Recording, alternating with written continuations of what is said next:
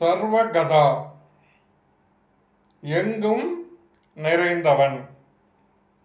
அதனாலதான் இறைவனுக்கு அந்த நாமம் வழங்கப்படுகிறது. எப்படி? வாங்க பார்க்கலாம்.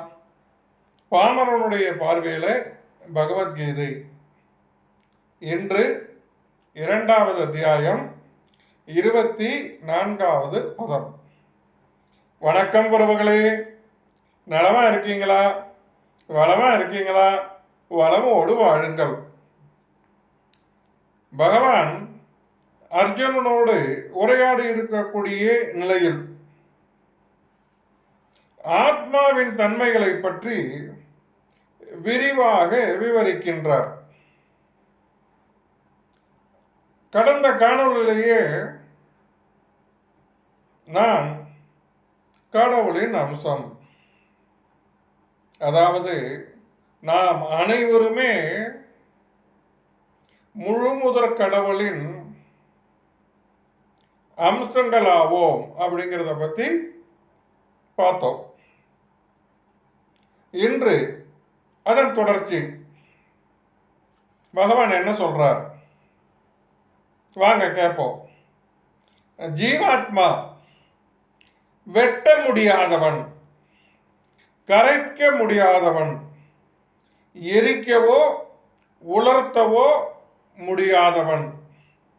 அவன் நித்தியமானவன், எங்கும் நிறைந்தவன், மாற்ற இயலாதவன், அசைக்க முடியாதவன், நித்தியமாக மாற்றமின்றி இருப்பவன். எங்கும் நிறைந்தவன் அப்படிங்கிற வசனம் அணு ஆத்மா மற்றும் முழு ஆத்மா, குறிப்பாக முழு முதற் கடவுளான முழு ஆத்மா பரமாத்மாவை குறிக்கக்கூடிய ஒரு சொல். நானே இறைவன், இறைவன் என்னுள் உரைகிறான், நானும் இறைவனும் ஒன்று, நான் கடவுளின் அம்சம். இது போன்ற விவரங்கள் எங்கிருந்து வருகின்றன? இந்த பகவத்கீதையிலிருந்து தான் வருகிறது. இந்த ஜீவாத்மாவுடைய இந்த குணங்கள் அனைத்தும் அவன் முழு ஆத்மா, அதாவது பகவான் அவருடைய நித்திய அங்கம் அப்படிங்கிறத எந்தவித மாற்றமும் இன்றி நிரூபிக்கின்றது. ஏன்னா எங்கும் நிறைந்தவன் பகவான், அவனுக்குரிய அதே தன்மைகள் பெற்றவன் தான் நித்திய ஆத்மாவும். எங்க வேறுபடுறான் அப்படிங்கிறத அடுத்து பார்ப்போம். எந்தவித மாற்றமும் இன்றி அவ்வாறான அணுவாகவே அவன் என்றும் இருக்கிறான். இதை நித்தியமானவன் அப்படின்னு நிச்சயமாக உறுதி செய்கின்றனர். அத்வைத கொள்கை, அதாவது எல்லாம் ஒன்று அப்படின்னு சொல்லக்கூடிய நிகழ்வு இருக்கல்ல, இறைவனும் மனிதனும் ஒன்று, மனிதன் இறைவனோடு கலக்கலாம் அப்படின்னு சொல்லக்கூடிய மாயாவாத கொள்கை. இந்த அத்வைத கொள்கை இந்த விஷயத்துல கொஞ்சம் கூட பொருந்தாது. ஏன் அப்படின்னா, தனி ஆத்மாக்கள் என்றும் ஒன்றோடு ஒன்று கலப்பது இல்லை. ஏன் கலக்கிறது இல்லை? அதை பற்றி நாம் விரிவாக வரக்கூடிய நாட்களில் பார்க்கலாம். ஒன்னோடு ஒன்று கலந்துருது அப்படின்னு அத்வைத கொள்கை, மாயாவாத கொள்கை கூறுகின்றது. ஆனால் ஜடக்கலங்கங்கள் இதிலிருந்து விடுபட்ட உடனே, இந்த ஆத்மா தூய்மையான உடன் முழுமுதற் கடவுளின் பிரகாசிக்கக்கூடிய தன்மை பெற்ற ஒளிக்கதிர்களால் ஓர் ஆன்மீக பொறியாக மட்டுமே வசிக்க விரும்பலாம். ஆனால் அறிவுள்ள ஆத்மாக்கள் பரமபுருஷ பகவானோடு உறவாடுவதே ஆன்மீக கிரகங்களை அடைகின்றனர். எல்லாம் தெளிவா தெரிஞ்சுங்க. முக்தி பெற்ற நிலையில் ஆத்மா இறைவனோடு ஒன்றரை கலந்து விடுகிறதுங்கிறாங்க. அப்படி அல்ல. கடந்த காலங்களில் நாம பார்த்திருக்கோம். சூரிய கதிர்களுடைய விவரத்தை பற்றி விரிவா பேசியிருக்கோம். எப்படி தீயிலிருந்து பொறியாக வெளியேறுகின்றதோ பொறி தீயின் தன்மை இழந்து விடுகிறது. ஆனால் இரண்டும் ஒரே விவரம்தான், தீயும் தீப்பொறியும்.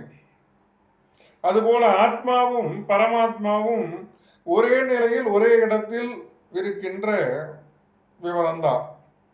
ஒன்றோடு ஒன்று கலப்பதல்ல, ஒன்றோடு ஒன்று உறவாடுகின்றது. சரிங்களா? கடவுளால் படைக்கப்பட்ட எல்லா இடங்களிலும் ஜீவாத்மாக்கள் நிறைந்திருப்பதால் சர்வகதா எங்கும் நிறைந்தவன்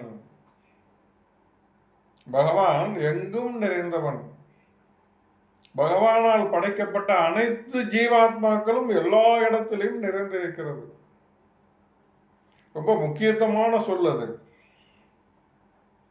ஜீவாத்மாக்கள் நிலத்திலும் நீரிலும் காற்றிலும் பூமிக்கு அடியிலும் ஏன் நெருப்பிலும் கூட வசிக்கின்றார்கள்,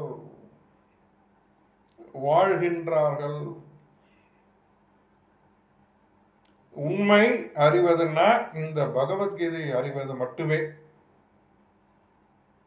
இங்கே ஆத்மாக்கள் நெருப்புக்கால் கொல்லப்படுகிறார்கள் அப்படிங்கிற வாதமே தவறான கருத்தாகும். இது நம்பிக்கையை ஏற்க முடியாது. கொல்லப்படுகின்றனர், நெருப்பால் கொல்லப்படுகின்றனர் ஆத்மாக்கள். ஆத்மா வெளியேறிய பிறகு உடல் தான் எரிக்கப்படுகிறத தவிர ஆத்மா அல்ல. சரிதானே? ஏன்னா இந்த ஆத்மாவை நெருப்பால் கூட எரிக்க முடியாது. அது தெளிவா இந்த பதத்துல கூறப்படுகிறது. சூரிய கிரகத்திலும் அங்கு வாழ்வதற்குரிய உடலை பெற்ற ஜீவாத்மாக்கள் இருக்கின்றனர். பகவத்கீதை முறையாக அதனை எடுத்துரைக்கின்றது. நாம இன்னும் சூரியனுக்குள்ள போகல. இந்த பகுத்தறிவு, விஞ்ஞான அறிவு இதெல்லாம் வச்சுக்கிட்டு இப்பதான் அதை நோக்கி நாம நகர்ந்துகிட்டு இருக்கோம். அங்க போனதுக்கு அப்புறம் தான் தெரியும் நமக்கு முன் சொல்லப்பட்ட அனைத்தும் நித்தியமானவை, உண்மையானவை அப்படின்னு. அந்த சூரிய கிரகத்திலே வாழக்கூடிய தன்மை பெற்ற உடலை பெற்ற ஜீவாத்மாக்கள் அங்கு இன்றும் வாழ்கின்றனர் என்பதில் ஐயமே இல்லை. சூரிய கிரகத்தில் உயிர்வாழிகள் இல்லை என்றால் சர்வகதா எங்கும் நிறைந்தவன் என்ற சொல் பொருளற்றதாகிவிடும். அப்படிதாங்க இந்த பதம். நாம் எப்படி இறைவனோடு கலக்கின்றோம் அல்லது இறைவனுடைய தன்மையை பெறுகின்றோம், இந்த வேறுபாட்டினை முழுமையாக அறிந்தால் நாம் தன்னுணர்வு பெற்றவர்கள். மிக எளிதாக இதனை பகவத்கீதை நமக்கு எடுத்துரைக்கின்றது. அடுத்து வரக்கூடிய காலங்களில் தொடர்ந்து பயணிப்போம். என்றும் உங்களோடு பயணிக்கும் சக பயணி மாருதி பாபா என்கின்ற மதுரகவி கோபாலகிருஷ்ணன் காயாரிலிருந்து. உங்களுக்காக நான் என்றும் உங்களோடு தான்.